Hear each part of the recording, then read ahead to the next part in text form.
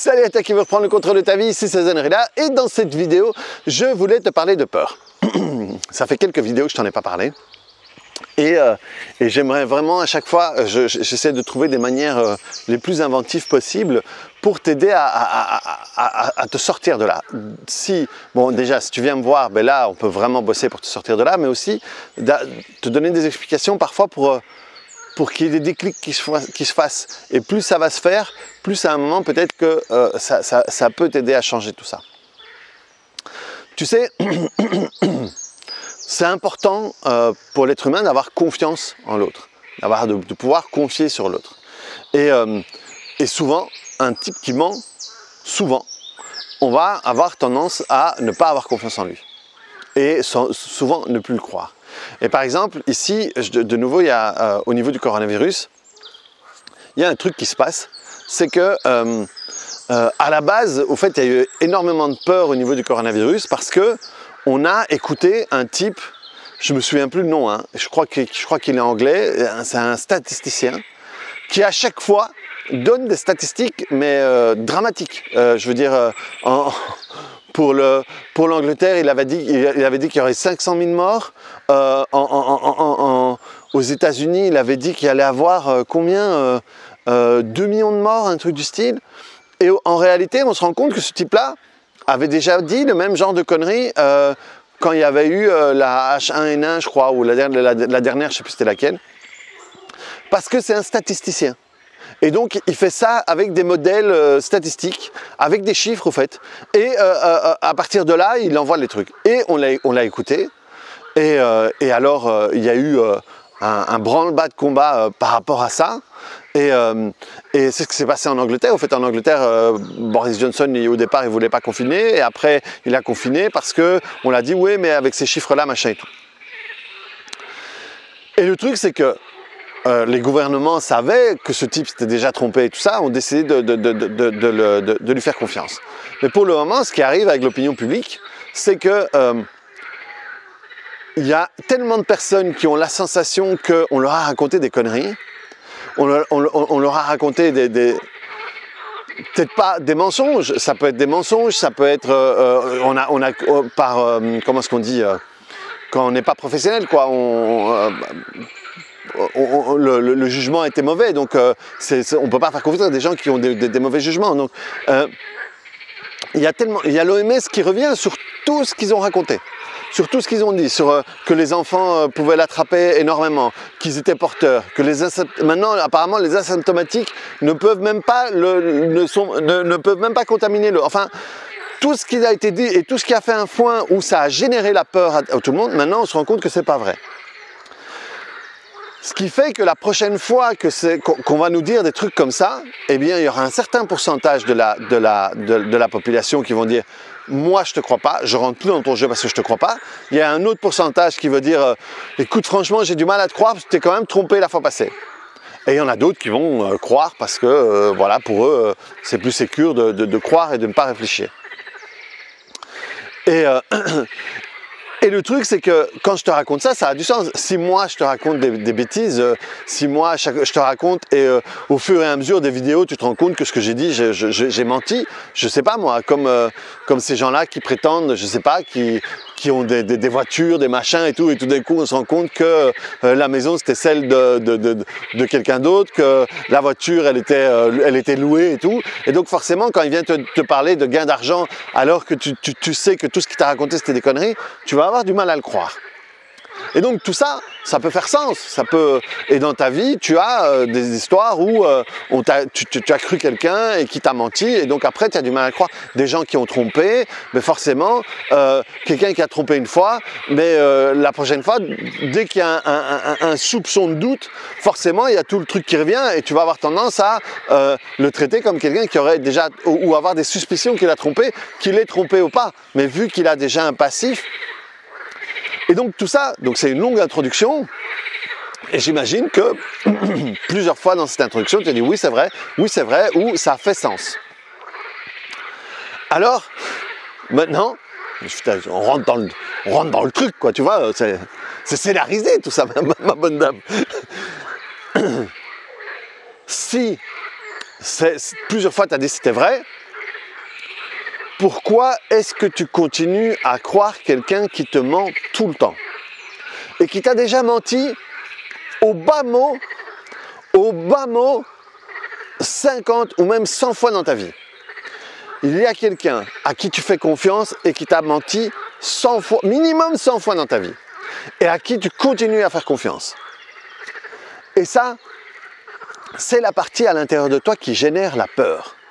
La partie à l'intérieur de toi qui génère la peur, elle t'a, mais plein de fois dans ta vie, elle t'a dit « ouais mais ça va se passer comme ci, ça va se passer comme ça, et ils vont dire ci, ils vont dire ça, ils vont machin ». Et regarde toutes les fois où tu as eu peur.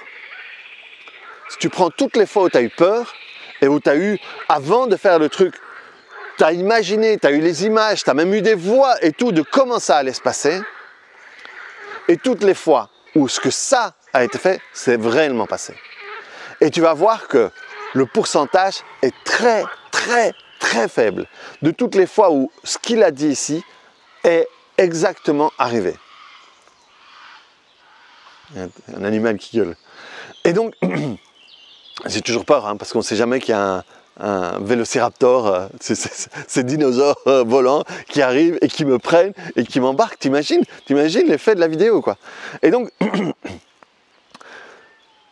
ce personnage à l'intérieur de toi t'a tellement menti. La question est, pourquoi est-ce que tu lui fais encore confiance? Pourquoi est-ce que tu crois encore tout ce qu'il dit à la lettre? À la lettre. Ça, c'est un recadrage que tu pourrais faire. Hein. À chaque fois, c'est ok, d'accord, je m'imagine ça, mais c'est pas arrivé. C'est jamais arrivé. Et toutes les fois, je me suis raconté ça, c'est pas arrivé. Pourquoi est-ce que je m'autorise pas à vivre ça différemment? Et même mieux, pourquoi est-ce que à la place d'écouter ça, je pourrais pas écouter quelqu'un qui va me dire que ça va se passer encore mieux que ce que je peux l'imaginer. Et ça, je t'invite à aller voir une des premières vidéos où je t'explique le « et si » positif. Le « et si » positif, c'est quand « et si ça se passait mal » et si tout d'un coup les gens n'aiment pas, ou si je ne suis pas la personne qui convient, et s'ils me trompent, et si machin, et si. Et ça, c'est les « et si » négatifs.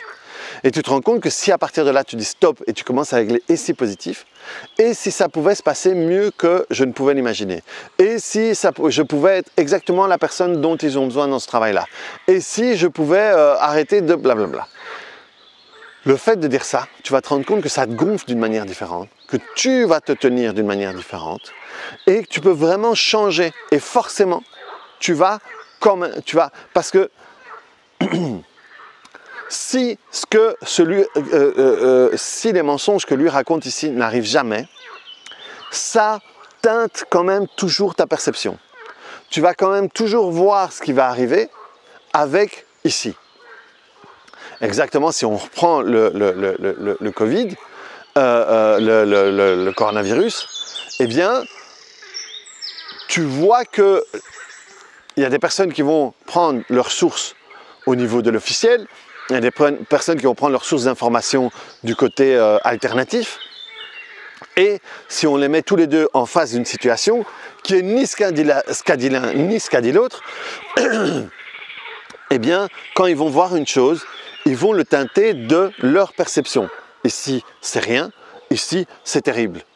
Et donc, quand ils vont avoir quelqu'un qui vont tousser en face d'eux, celui-là va dire « ouais, bon, ben voilà, ils toussent, c'est une petite grippe, voilà. » Et l'autre « oh mon Dieu, le masque, le masque, le masque !» Et le truc en face est le même, c'est une personne qui tousse. C'est une personne qui tousse. Moi ici, cette période-ci, j'ai un poil d'allergie. Donc, je ne sais pas, 1 à 2 fois par jour, je peux éternuer. Et donc, voilà, c'est une explication. Hein. J'étais un petit peu plus fatigué, donc mon système immunitaire, et donc ça laisse la place aux trucs qui étaient allergènes pour moi et qui, dans le temps, faisaient que c'était comme j'éternuais presque toute la journée, j'avais les yeux rouges, j'étais complètement bouché. Mais voilà, ici, je me rends compte que dû à la fatigue et tout ça, et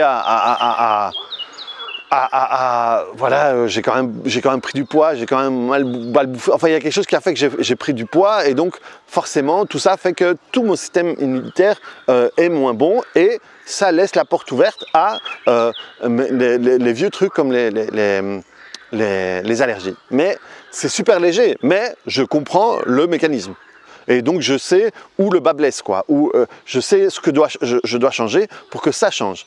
Mais il y a quelques années, ce genre de vidéo, j'aurais dû la faire en 2-3 fois parce qu'il y a des moments où j'avais des quintes d'éternuement, j'avais le nez bouché, j'avais les yeux rouges, le truc qui à l'intérieur de l'œil, la petite boule qui est là, qui pique énormément. Mais tout ça, je n'ai plus ça.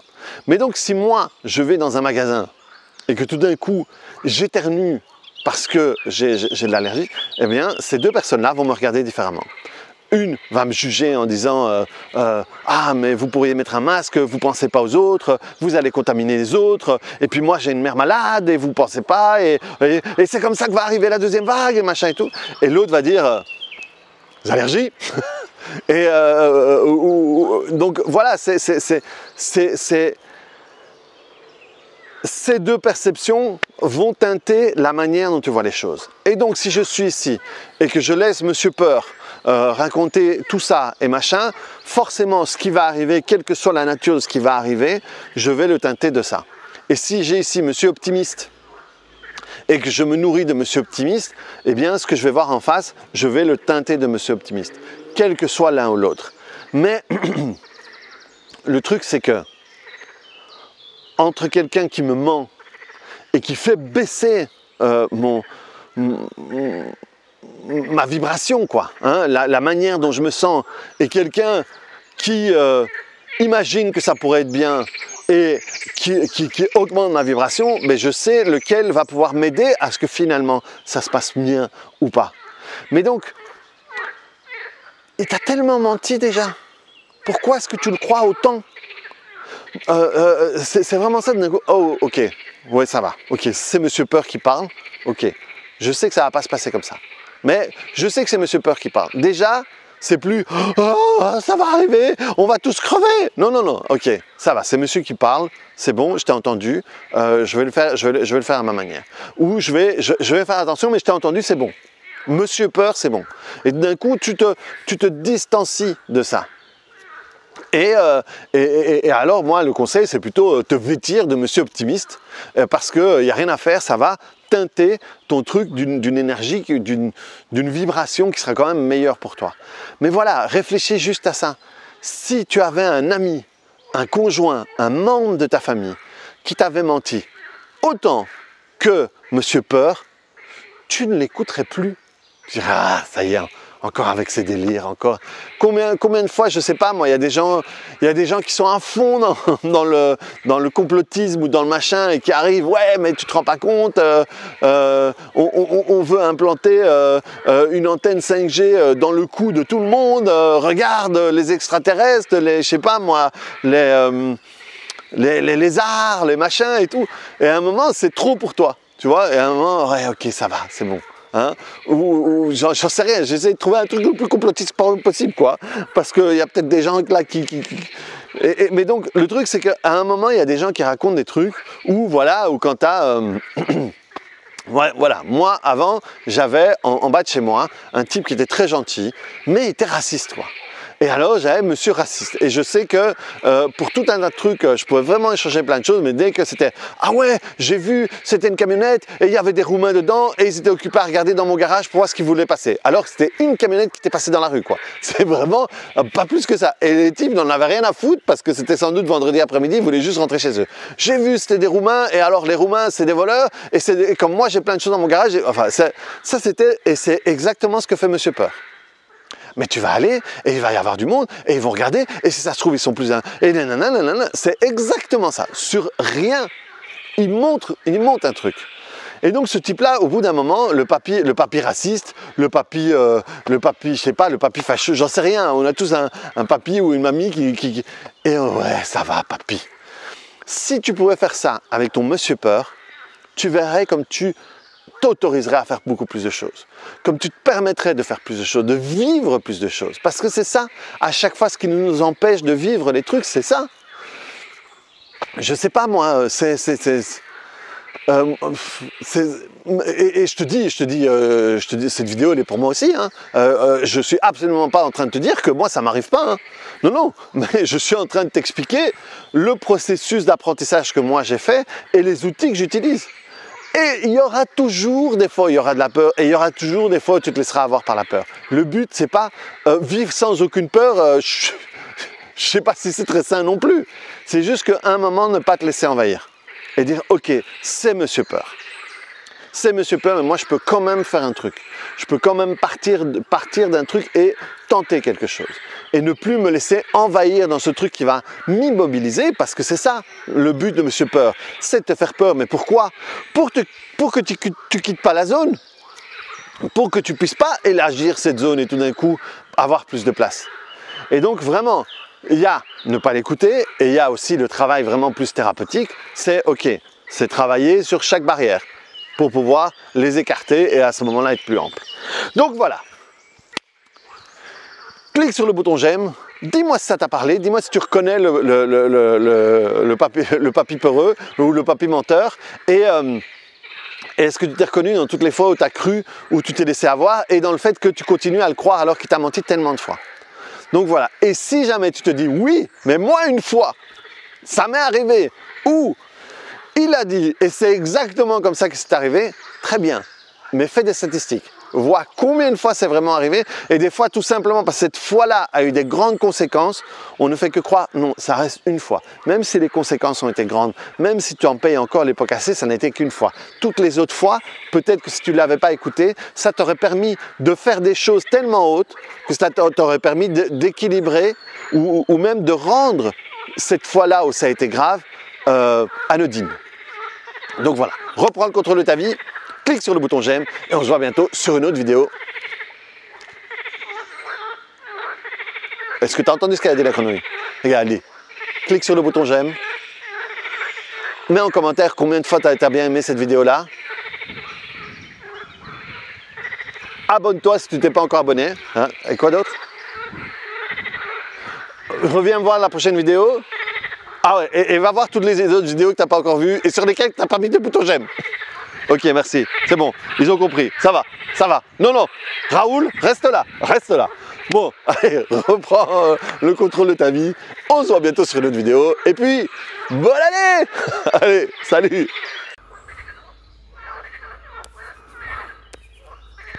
Voilà, nous sommes en plein film porno. Voilà ce que font les grenouilles. Voilà pourquoi elles crient tant.